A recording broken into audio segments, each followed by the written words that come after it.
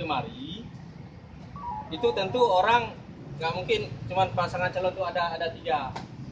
Sudarlun, pasangan calon Bupati Aceh Barat Daya memprotes hasil pemilihan dan penghitungan suara pada Pilkada 15 Februari lalu. Keberatan itu disampaikan lantaran adanya indikasi politik uang dan dugaan kesengajaan penyelenggara melakukan kesalahan pelipatan kertas surat suara yang mengakibatkan banyaknya suara rusak. Akibat dari pelanggaran dan kecurangan tersebut, pihaknya telah melaporkan Kip Abdia ke Dewan Kehormatan Penyelenggara Pemilu RI dan Panwasli Abdia. Bukan hanya praktek money politik, proses pelaksananya pun sangat banyak yang melanggar ketentuan yang berlaku. Dari Banda Aceh, Mas Rizal, Serambion TV.